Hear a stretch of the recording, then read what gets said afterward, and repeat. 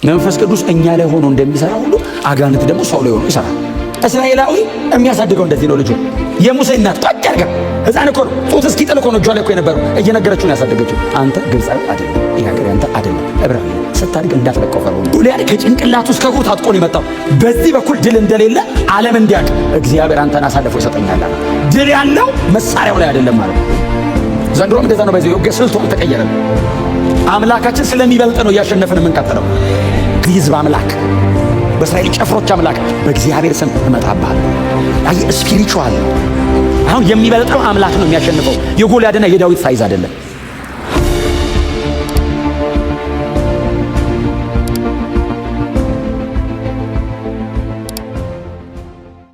እኔ ጋር የምናየው ቁጥር 3 ምንድነው የሚለው?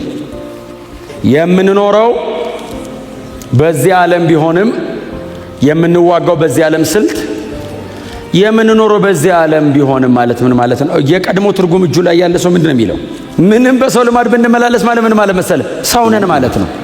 ውጊያችን፣ መዋጊያችን፣ መሳሪያችንና የምንዋጋው አካል ስጋዊ አይደለም እንጂ እኛ ግን ፍጹም ሰው ነን። ዓለም ላይ ያለው ሰው አይነት ነን። ምንም በሰው ልማድ ብንመላለስ ማለት አሁን ጳውሎስ አንዳንድ ሐሳቦችን ሲያወራ ይሄ ሰው የሰው አይደለም እንዴ ሊሉት ነው። ከዚህ በኋላ ባሉት ምዕራፍ ለምሳሌ ምዕራፍ 12 ላይ ሶስተኛ ሰማይ ብዙ ጊዜ ምናነ ሶስተኛ ሰማይ ሄዶ የመጣበት የመገለጥ ብዛት ምናነ የእግዚአብሔር መኖሪያ ገነት ገባው ምናምን ሲል ሰው አይደለም እንዴ ሊሉት ነው። ስለዚህ ጳውሎስ እንደዚህ ይላል፣ ምንም በሰው ልማድ ብንመላለስ የሚለው የሚጠቀመው ትክክለኛ ቃል አለ። ጳውሎስ የሚጠቀመው ትክክለኛ ቃል ማንም መሬት ላይ ተወልዶ አድጎ እንደሚሞተው ሰውዬ ምንም ፍጹም ሰው ነን ማለት ነው ትርጉሙ። እንደ ማንኛውም ፍጥረታዊ ሰው ይርበናል፣ ይጠማናል፣ ይደክመናል፣ እንተኛለን፣ እንነሳለን። አንዳንድ ነገር በደንብ ያቀተናል። እከሌ ያቃተኝ የሚለው ያቀተናል፣ እከሌ የሚከብደው ይከብደናል። የእከሌ ቻሌንጃችን ነው። ሰው ነን። ስለዚህ ጳውሎስ እያለ ያለው ከዚህም በኋላ የማነሳው መንፈሳዊ ጉዳይ እየተወራ ያለው የምንለማመደውም የምናደርገውም እዚህ ነው። ከሞትኩኝ በኋላ መንፈሳዊ ውጊያ የለም። እምንገባበት ዓለም ጦርነት የለም። በእግዚአብሔር መንግሥት ውስጥ እዛ ስገባ የሚዋጋኝ ነገር የለም።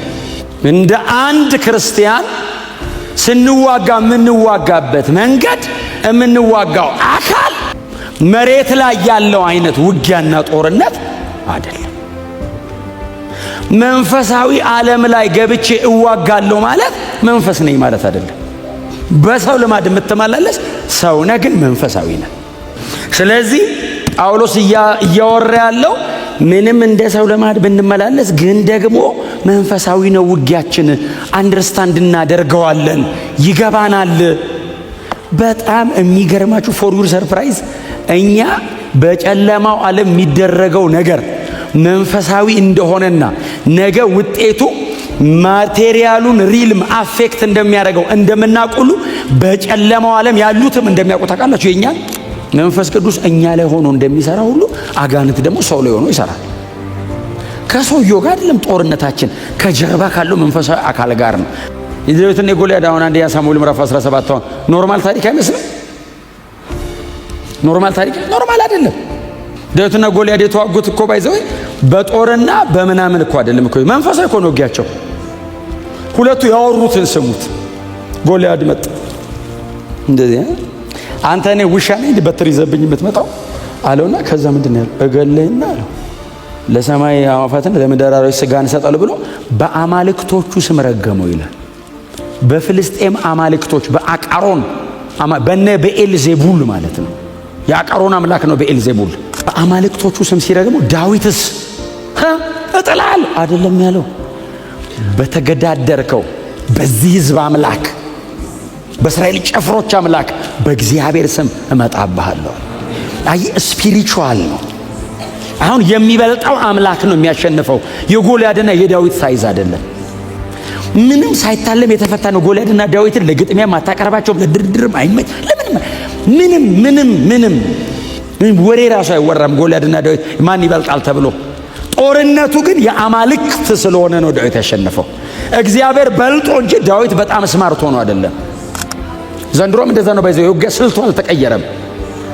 አምላካችን ስለሚበልጥ ነው እያሸነፈን የምንቀጥለው። ውጊያ አለብን። ጦርነቱ ግን የተለየ ነው። የምንዋጋበት መንገድም ደግሞ ሌላ ዲፍረንት ነው፣ ስፒሪቹዋል። ዳዊት የተናገረው አንድ ስቴትመንት አለ ለጎልያድ። ድል አለው በጦር በጭሬና በመሳሪያ እንዳልሆነ ዓለም ሁሉ እንዲያውቅ አለው። ጎልያድ ከጭንቅላቱ እስከ እግሩ ታጥቆ ነው የመጣው። በዚህ በኩል ድል እንደሌለ ዓለም እንዲያውቅ እግዚአብሔር አንተን አሳልፎ ይሰጠኛል አለው። ድል ያለው መሳሪያው ላይ አይደለም ማለት። ይሄ መሳሪያ ጳውሎስ ያለው ኢትስ ኤ ጋድ ጊቨን ኤፌሶን 6:10 ላይ የእግዚአብሔርን የጦር ዕቃ ነው የሚለው። የእግዚአብሔር የጦር ዕቃ እውነቱን ነው የምነግራችሁ። ከጥቂት ጊዜ በኋላ መጸጸት ስለሌለብን ቀን ነው። አሁን ቀን ነው። በጣም ሲሪየስሊ ዩ ሃቭ ቱ ቢ ውጊያችሁን ሲሪየስ ማድረግ አለባችሁ። ሲስተም ላይ መስራት መልመድ አለባችሁ። ሰምታችሁኛል? የተቃውሞ ጸሎት ከምንጸልየው በዘለለ ወክ ማድረግ አለብን። የሆነ ዘመን የተጸለየ ጸሎት ነው የሚመለሰው። አሁን እኛ ከለፋን፣ አሁን ከተጋን፣ አሁን መንፈሳዊ ውጊያን በእውቀት ካደረግነው ልጆቻችን ደስ ብሏቸው ይኖራሉ። እስራኤላዊ የሚያሳድገው እንደዚህ ነው ልጁን። የሙሴ እናት ቆጭ አድርጋ ሕፃን እኮ ነው ጡት እስኪጥል እኮ ነው እጇ ላይ እኮ የነበረው እየነገረችው ነው ያሳደገችው። አንተ ግብፃዊ አይደለም፣ ይሄ ሀገር ያንተ አይደለም፣ ዕብራዊ ነህ። ስታድግ እንዳትለቀው ፈርዖንን። አንተ የልጅ ልጅ ይልሃል ነገው፣ አንተ የልጁ ልጅ አይደለም፣ አንተ የኔ ልጅ ነህ። እሷ ውሃ ላይ ነው ያገኘች ብላ ግጥም አድርጋ ነገረው። ሲያድግ ይላል እኮ ነፃ ማውጣት ፈለገ ይላል። እኛ ልክ የሆነ ነገር ሲባል ይሄ መንፈሳዊ ነገር አይደለም እንላለን። የቱ ነው መንፈሳዊ? መንፈሳዊ ያልሆነ አለ እንዴ? ሲጀመር እኛንን እኮ ይሄ መንፈሳዊ አይደለም። መንፈሳዊ ነው ሁሉም ነገር። ዓለም ከሁለት መንፈሳዊ ዓለም ውጪ መሆን አይቻልም። ወይ የእግዚአብሔር ነው፣ የእግዚአብሔር ካልሆነ በዛው ቅጽበት የሰይጣን ነው። ከእግዚአብሔርና ከሰይጣን ውጪ የሚባል ሶስተኛ ደሴት የለም ዓለም ላይ። ወይ በእግዚአብሔር መንግስት ነው፣ በእግዚአብሔር መንግስት ካልሆነ በቅጽበት በዛኛው መንግስት ነው። መታዘዝና አለመታዘዝ፣ መታዘዝና አለመታዘዝ በጣም እኛ ሰፈር ከወረድ ነው እንትን አድርጋ አታርግ ነው። እግዚአብሔር ጋርና በእግዚአብሔር ቃል ከወሰድነው መታዘዝና አለመታዘዝ ለቅዱስ ቃሉና ለወንጌል ምላሽ መስጠትና አለመስጠት ነው። እግዚአብሔር አይታዘዝም የሚለው ምን አይነት ሰው ነው?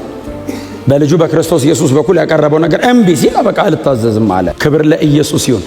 በወንጌል እውነት ላይ እሺ ስንል የክርስቶስ ኢየሱስን አዳኝነት ስለ ኃጢአቴ በመስቀል ላይ እርቃኑን መሞቱን በእውነት እኔን ለማዳን ቤዛዬ መሆኑን የእኔን የኃጢአት ዕዳ በሙሉ ወስዶ ዕዳዬን ከፍሎ እኔን በነፃ መልቀቁን ይህንን ሳምን አምናለው። በእርሱ በኩል ካልሆነ የዘላለም ሕይወት የሚባል የለም ብዬ ይህንን አምናለሁ ስል እግዚአብሔር ከሰማይ ታዘዘ ይልና አለመታዘዝን ተበቀለው። ክብር ለእግዚአብሔር ይሁን። ይሄ ለአዳዲስ ሰዎች ብቻ ማውራው አይደለም፣ ለሁላችንም የማውራው ነገር ነው። በእውነት በእግዚአብሔር ቤት ውስጥ በእግዚአብሔር መንግስት ውስጥ ለቅዱስ ቃሉ የሚገዛ ለእግዚአብሔር ሐሳብ የሚገዛ እንደ እውነት ለሆነው ነገር የሚታዘዝ ትውልድ ያስፈልጋል። መበቀል አለብን አለመታዘዝን። እልከኝነትን መስበር አለብን። ትዕቢትን ማዋረድ አለብን።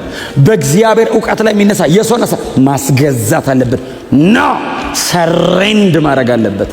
ሌላውን በሙሉ እናፈርሳለን። ለምንድን ነው የሚለው ጳውሎስ? አያድንማ። ወደ ሲኦል ነው የሚነዳው። ያደክመሃላ፣ ያታክተሃላ። በጭንቅላት ውስጥ ያለ ልፊያ ብቻ ነው። ሕይወትን ሊቀይሩ አይችልም። ብርሃን አያበራም ልብ ላይ። ስለዚህ እናፈርሰዋለን። ምንድነው ከፍ የምናደርገው? የተሰቀለውን ክርስቶስ